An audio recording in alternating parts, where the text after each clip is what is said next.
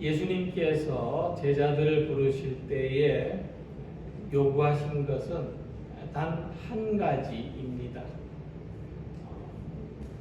금을 가져오라, 은을 가져오라, 산같이 되라, 강 같은 사람이 되라 하신 것이 아니고 나를 따르라는 이 한 가지 말씀이었습니다.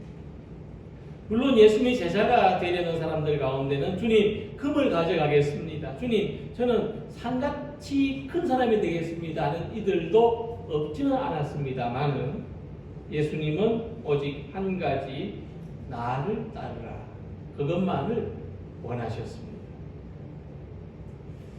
갈릴리 호수에서 물고기를 잡는 베드로와 요한의 형제들을 부르실 때에도, 세관에 앉아있는 마태를 부르실 때에도 나를 따르라는 말씀만 하셨습니다. 놀라운 것은 예수님께서 이 말씀만 하셨을 뿐인데도 제자들은 직장을 버리고 심지어는 가족조차도 버려두고 예수님을 따르는 사람이 되었다고 하는 것입니다. 하지만 본문을 볼 때 예수님을 따르는 것은 우리가 생각하는 것처럼 쉬운 일은 아니라는 것을 알 수가 있습니다. 자, 어떤 사람은 쉬운 마음으로 예수님을 따르려고 했다가 조금 더 심각하게 생각해야 될 문제가 있다는 것을 발견하게 되고, 어떤 사람은 시간을 좀 더 벌어두고 예수님을 따르려고 했다가 지금 당장 주님을 따라야 한다는 것을 발견하게 되고, 또 어떤 사람은 가족과 작별의 인사를 하는 일조차도 예수님을 따르는데 어울리지 않는다는 말씀을 듣습니다. 자, 우리가 필요할 때 예수님을 찾아가는 것은 누구나 할 수 있고 누구에게나 할 때에 있지만, 예수님을 따라서 예수님과 함께 사는 것은 진지한 생각이 있어야 가능할 수 있고 진심이라야 가능할 수 있다는 것을 알 수가 있는 것입니다. 정용철 시인의 이 세상에서 단 한 번뿐이라면 이라는 제목의 시가 있습니다. 이 세상에서 단 한 사람과 길을 걸으라면 누구와 함께 걷겠습니까? 이 세상에서 단 하루만 살라고 하면 그날을 어떻게 보내겠습니까? 이 세상에서 단 한 사람만 사랑하라고 한다면 누구를 사랑하겠습니까? 이 세상에서 단 한 가지 일만 하려면 어떤 일을 하겠습니까? 이 세상에서 단 한 송이 꽃을 꽃병에 꽂으라고 하면 어떤 꽃을 꽂겠습니까? 이 세상에서 단 한 가지 소원을 기도하라면 어떤 기도를 하겠습니까? 우리의 마음은 어디로 향하고 있습니까? 그리고 이 한 해 우리가 할 수 있는 것은 단 하나가 아니라 얼마나 많은 것들입니까? 간략하게 보았지만 시에서 말하는 것처럼 우리는 많은 것을 할 수 있고 많은 것을 하고 싶고 무엇이든지 이 마음이 원하는 대로 자유롭게 선택을 하고 싶습니다. 하지만 예수님을 따르는 것은 우리 인생에서 단 한 번밖에 없는 선택입니다. 우리의 삶은 예수님을 따르는 선택을 할 것인가, 예수님을 따르지 않기로 할 것인가로 좁혀질 수 있다는 것입니다. 셰익스피어의 이 곡 햄릿에 등장하는 대사처럼 죽느냐 사느냐 그것이 문제로다가 아니라 우리 삶은 예수님을 따를 것이냐 따르지 않을 것이냐 그것이 문제가 되는 것입니다. 그러나 우리 몸은 머리가 가는 방향으로 따라가게 됩니다. 이와 같이 우리 삶은 머리이신 예수님을 따라 가야 하는 것이죠. 금년 한 해 우리는 예수님을 따르는 이 절대적인 선택을 하는 사람들이 되기를 바라고, 예수님을 따르는 일에 우리의 삶의 방향을 모으는 모든 성도들이 되시기를 소망합니다.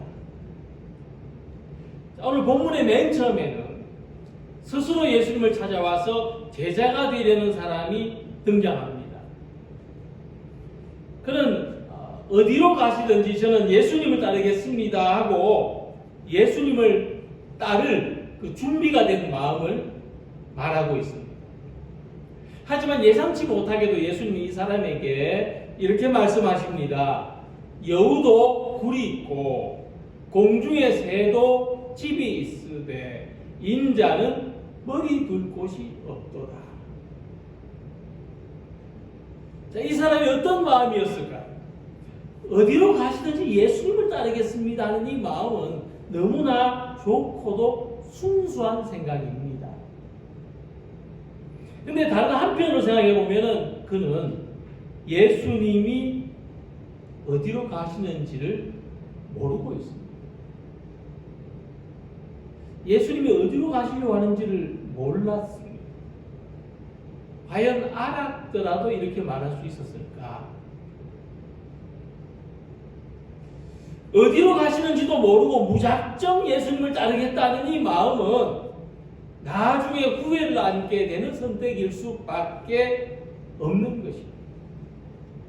자, 우리는 이 모습을 어디서 발견할 수 있는가 하면, 나는 예수님을 구세주 그리스도시요 하나님의 아들로 믿습니다는 베드로의 신앙 고백에서 이런 모습을 발견할 수가 있는데, 문제는 그 다음입니다. 이 신앙 고백을 들으신 예수님께서 드디어 그분이 어디로 가실 것인가를 말씀하셨습니다.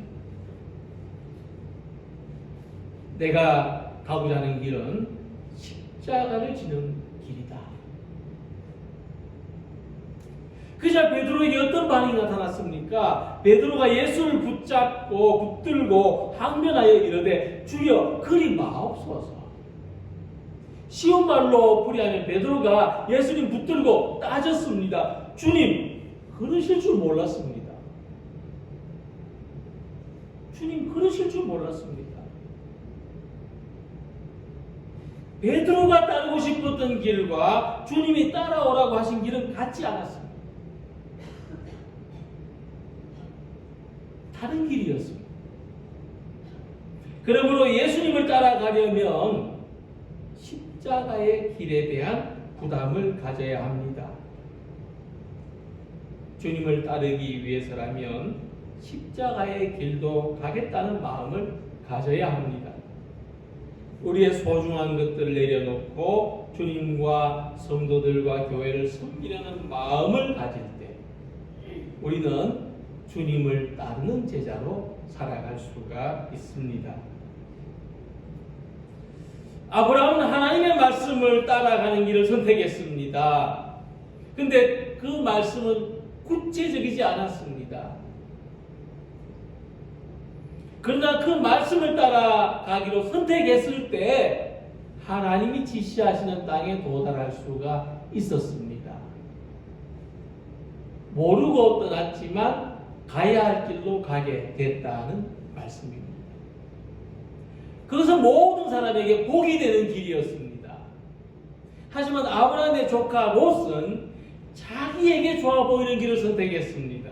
롯이 눈을 들어 요단 지역을 바라본 즉 소알까지 온 땅에 물이 넉넉하니 여호와께서 소돔과 고모라를 멸하시기 전이었으므로 여호와의 동산 같고 애굽 땅과 같았더라. 욥은 자기가 볼 때 너무나 좋아 보였지만 하나님께서 소돔과 고모라를 심판하실 줄 몰랐습니다. 우리는 롯처럼 자기에게 좋아 보이는 길을 선택하는 데 익숙합니다. 그러나 우리의 선택은 잘못된 선택이거나 최악의 선택이 될 수가 있습니다. 예수님은 우리의 전 존재로, 그래서 우리의 모든 것을 다해서 나를 따르라고 하십니다. 내가 원하는 길을 내려놓고 예수님이 따라오라는 길을 선택하는 것은 결국 자기 자신에게도 물론이거니와 다른 사람에게도 복이 되는 선택입니다. 사도 바울은 에베소 5장 8절에 말씀했습니다. 너희가 전에는 어둠이더니 이제는 주 안에서 빛이라. 빛의 자녀들처럼 행하라. 예수님을 따르는 삶은 어둠에서 빛으로 변화되는 것임을 바울은 알았습니다. 예수님을 따르는 사람은 삶의 일부분이 아니라 그 삶의 전체가 변화된다는 것을 바울이 먼저 알고 경험했습니다. 예수님을 따르는 사람은 변화됩니다. 나의 변화가 우선이 아니라 예수님을 따르는 것이 우선적인 선택임을 생각하는 성도님들이 되시기를 바랍니다. 새는 알에서 깨어납니다만 다시 부화되기 전에 알로 돌아가는 삶을 살지 않습니다. 나면 애벌레 시기를 거치지만 다시 애벌레 시절로 돌아가지 않습니다.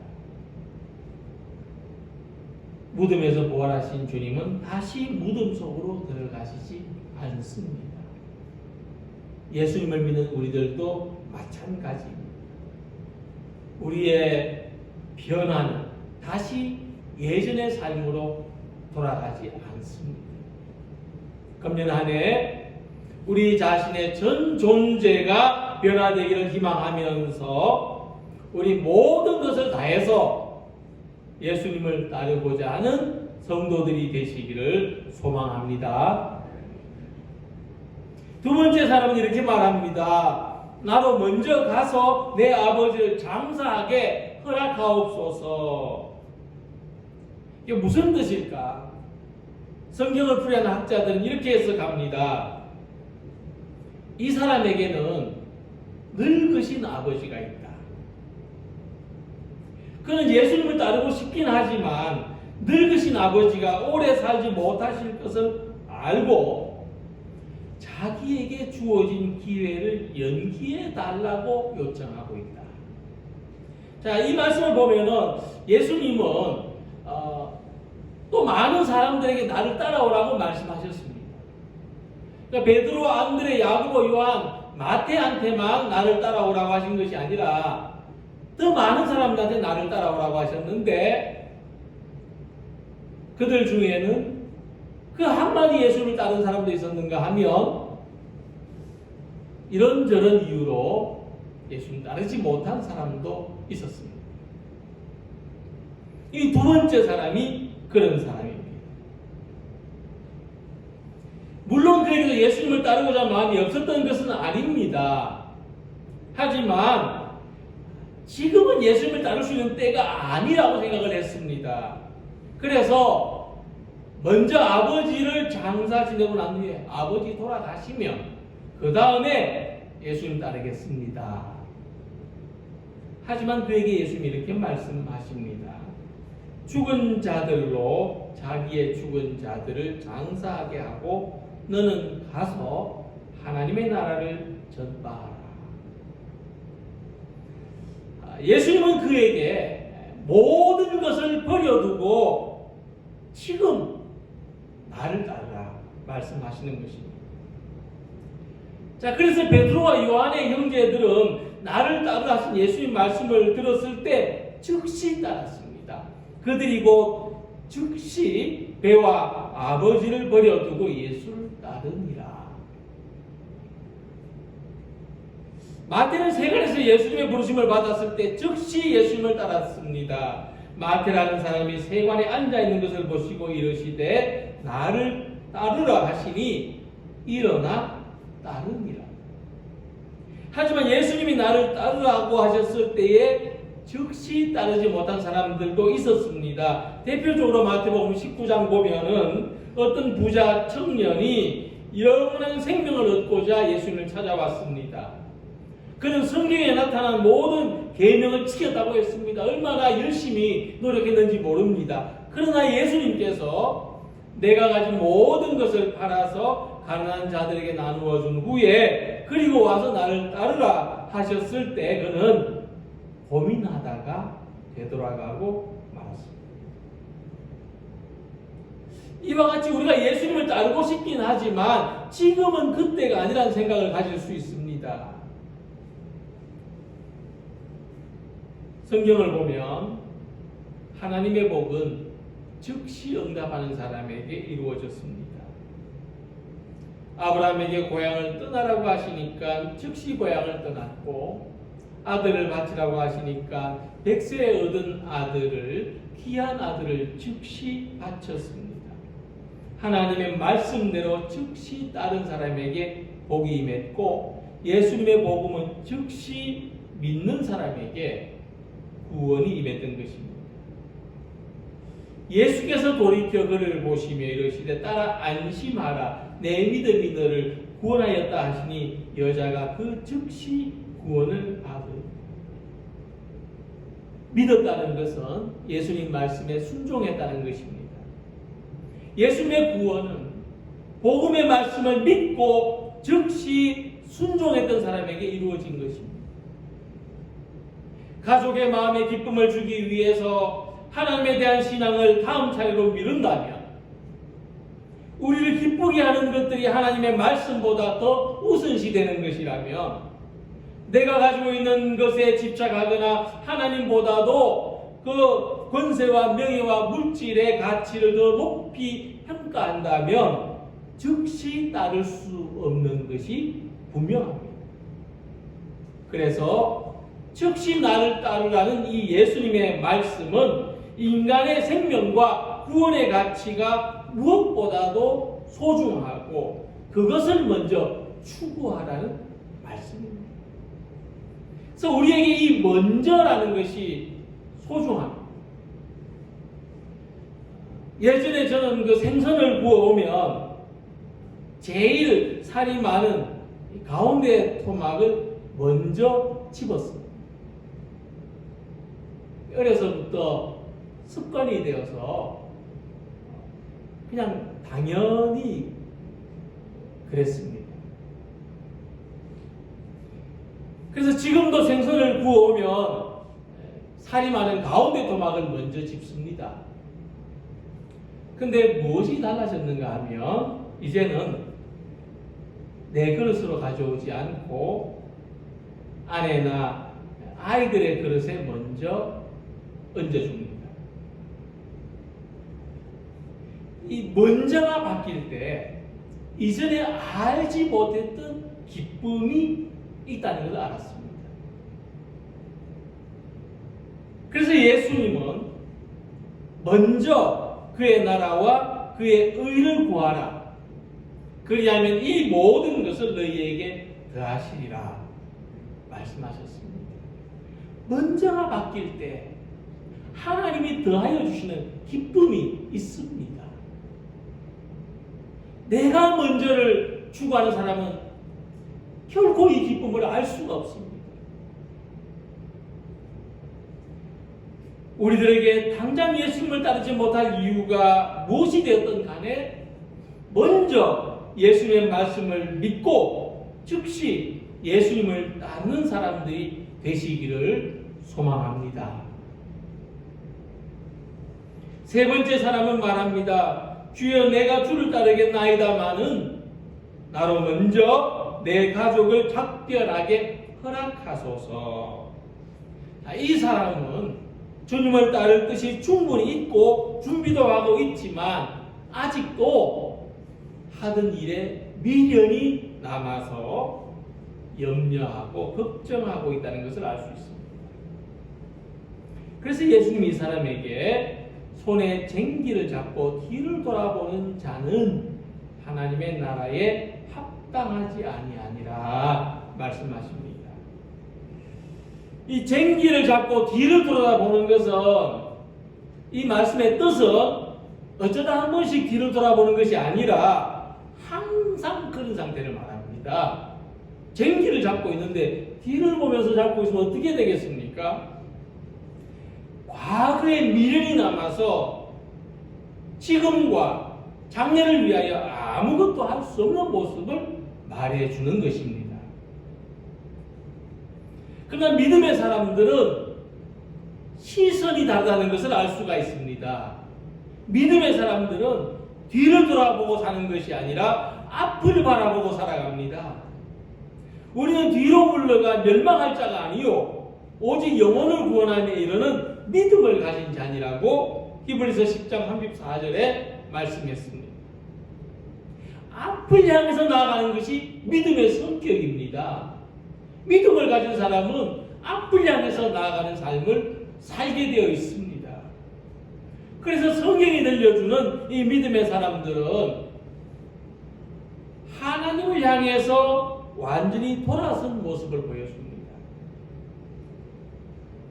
그들에게 고난도 있었고 한계도 있었고 약함도 있었지만 그들은 이 모든 것으로부터 돌아서서 하나님을 바라보았습니다. 그들은 과거에 자신을 돌아보지 않고 앞으로 우리를 구원하시며 우리를 영원한 하나님 나라로 인도하실 하나님을 바라보았습니다. 우리가 앞에 계신 하나님을 향하여 있을 때 과거의 고난도 현재 한계도 미래 불안도 우리가 가야 할 방향을 결코 되돌려 놓을 수 없다는 것을 말씀해 주는 것입니다. 우리는 분명코 앞으로 나아가는 사람들입니다. 그러므로 예수님은 나를 따라오라 말씀하셨습니다. 주님 저 뒤에 계시면서 돌격 앞으로를 외치는 분이 아니라는 말씀입니다. 우리 앞에는 주님이 먼저 가고 계십니다. 우리는 앞서 가신 예수님을 바라보면서 예수님을 표대로 예수님의 뒤를 따라서 살아가는 것입니다. 그러므로 과거에 우리는 어떤 사람이었든지 어제까지 나는 어떤 사람이었든지 아무런 문제가 되지 않습니다. 다만 쟁기를 잡고 뒤를 돌아보듯이 주님을 따른다고 하면서도 과거에 빗뚫려 있는 것이 문제가 되는 것입니다. 어제 옛사람은 그리스도와 함께 십자가에 못 박혔습니다. 이제 우리는 예수님을 바라보면서 나를 따라오라고 하시는 이 예수님이 우리의 삶을 새롭게 하시고 우리 공동체를 새롭게 하실 것을 기대하면서 한 걸음씩 나아가는 사람들이 되시기를 바랍니다. 예수님이 따라오라는 사람, 예수님을 따르겠다는 이 사람들은 모두 자기에게 익숙한 방식으로 예수님을 따르려고 합니다. 그래서 주님, 내가 다음번에 따르면 안 될까요? 주님, 내게 좀 생각할 시간을 주십시오. 주님, 아직 준비가 되지 않았습니다. 주님, 좀 천천히 가면 안 될까요? 그렇게 예수님을 따르려고 하지만 예수님은 그들이 생각하지 못했던 전혀 낯선 방법과 말씀으로 다가온다는 것을 알 수가 있습니다. 다시 말하면 예수님을 따르는 것은 내가 결정할 수 있는 시기와 방법의 문제가 아니라 예수님께서 하신 말씀을 믿고 순종하는 문제라고 하는 것입니다. 그러므로 이제 예수님을 따라서 우리가 살아갈 시간은 익숙한 경험이 아니라 새로운 경험일 수밖에 없습니다. 금년 한 해를 어떻게 살아가려고 하십니까? 나에게 모든 계획이 있고 설계가 있어서 익숙한 방법으로 익숙한 모습으로 살기를 원하십니까? 아니면 주님, 내가 주님을 따르겠습니다. 나를 인도하시는 대로 살겠습니다. 낯설고 새로운 삶을 원하십니까? 우리에게 살아갈 시간이 새로운 사건이 되고 새로운 은혜가 되기를 소망합니다. 이것을 기대하면서 함께 기도하고 함께 섬기고 함께 사랑하는 성도가 되시되 우리 앞서 가신 주님을 바라보면서 함께 가시기를 소망합니다. 나를 따라오는 주님의 음성을 듣고 우리의 모든 것을 다해서 지금 즉시 앞서 가시는 예수님을 바라보면서 우리 앞에 새롭게 펼쳐지는 믿음의 길을 가는 우리 모두가 되시기를 주님의 이름으로 기원합니다. 기도드리겠습니다.